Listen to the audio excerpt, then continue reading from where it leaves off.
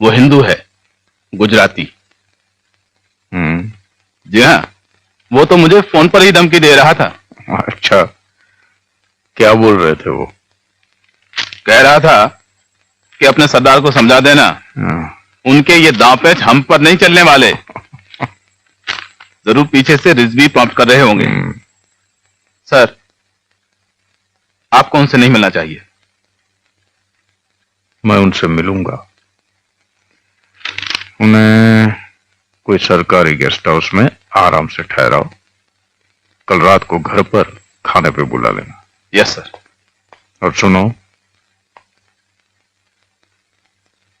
बहुत ही आदर के साथ लीजिए।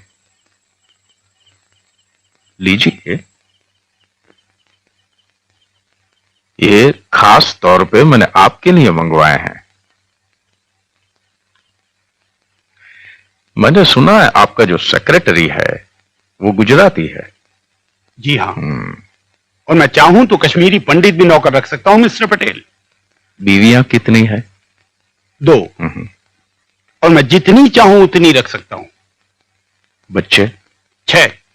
लेकिन आप कान खोलकर सुन लीजिए, आपकी ये चालें हैदराबाद में नहीं चलेंगी।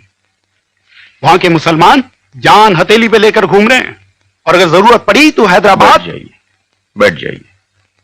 जी शुक्रिया। और दूसरी बात ये, खड़े होकर नहीं। लेकिन ये कोई पब्लिक मीटिंग थोड़ी है रिजवी भाई, बैठ जाइए आराम से। हमें बैठकर बोलने की आदत नहीं। अब डालिए, देखिए आप कह पाएंगे, कोशिश कीजिए। और अगर हम खड़े होकर बोले तो? नहीं, आप बैठकर ही बात करेंगे। आपको मैं बहुत वक्त दूंगा, आप आराम से कहिए। और यहां पर मेरे अलावा आपको सुनने वाला तो कोई है नहीं, फिर डर कैसा? थूंकदान दो, जो कहना है वो इत्मीनान से कहिए।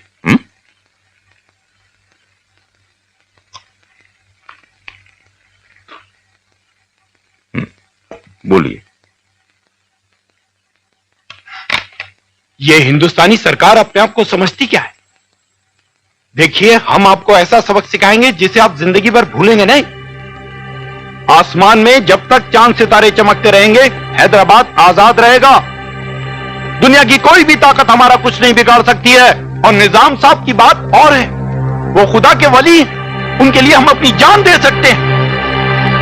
हिंदुस्तानी फौजों को हैदराबाद में दाखिल होने से पहले उन्हें हमारी लाशों के ऊपर से गुजरना होगा। और इस गलतफहमी में मत रहिए कि मरने वालों में सिर्फ हम ही हों। 1,40,00,000 हिंदुओं को इससे पहले मरना होगा।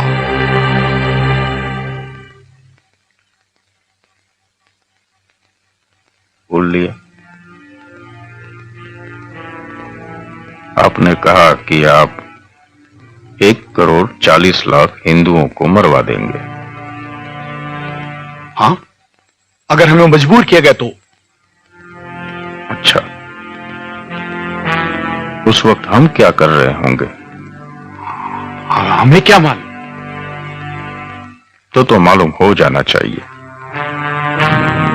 आप सोचिए, हम क्या क्या कर सकते हैं। आप हमें धमकी दे रहे हैं? आप हमें जबरदस्ती रोक नहीं सकते हैं। अरे कौन रोक रहा है? और वैसे भी कल सुबह हवाई जहाज से आप हैदराबाद रवाना कर ही दिए जाओगे, और मुझे उम्मीद है कि आप सही सलामती पहुंचोगे। आपके निजाम को मेरा सलाम कहना, और कहना कि मैं चाहता हूं कि उनकी और उनके परिवार की सेहत अच्छी रहे। और ये भी कहना कि जब कभी वो अपनी प्रजा को नुकसान पहुंचाने के बारे में सोचे, तब वो अपने बारे में भी सोच लें। अपने बाल बच्चों के बारे में, अपनी जमीन जायदाद के बारे में, अपनी बेहिसाब दौलत के बारे में। जाइए।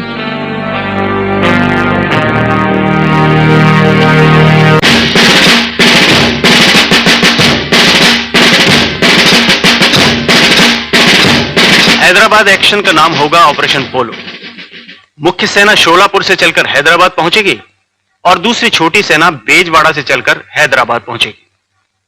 Sir, chief of the army staff general Bushehr का कहना है कि 42,000 की सेना और 2 लाख के ऊपर रजाकार इतनी जल्दी टूटने वाले नहीं। वो कहते हैं कि सरदार साहब की यह गलत फहमी है कि वो 7 दिन में हैदराबाद पे फतेह हासिल कर लेंगे। जनरल से कहना मुझसे शर्त लगाए, वो 7 दिन भी नहीं टिकेंगे। सर, क्या इस वक्त ऑपरेशन पोलो लॉन्च करना ठीक रहेगा? क्यों? पीएम विदेश गए हुए हैं और आप। देखो, मैंने जो होना है वो रुक नहीं सकता। हमने निजाम को समझाने की बहुत कोशिश की, अभी नहीं। अभी ये देश का नक्शा बिल्कुल साफ हो जाना चाहिए।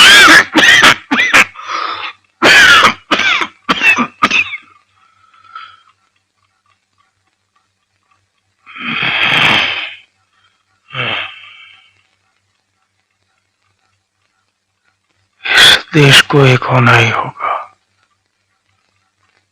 होना ही होगा।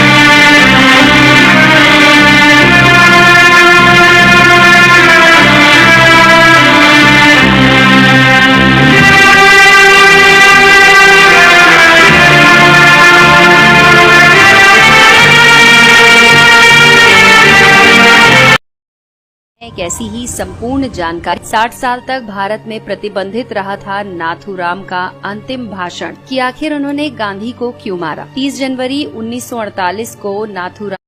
सर, वो हैदराबाद से कासिम रिजवी आए हुए हैं, आपसे मिलना चाहते हैं। कहाँ ठहरे हैं वो? दिल्ली के बहुत ही घटिया होटल में। उनके सेक्रेटरी ने मुझे फोन किया था। वो हिंदू है, गुजराती। जी हाँ, वो तो मुझे फोन पर ही धमकी दे रहा था। अच्छा, क्या बोल रहे थे वो? कह रहा था कि अपने सरदार को समझा देना, उनके ये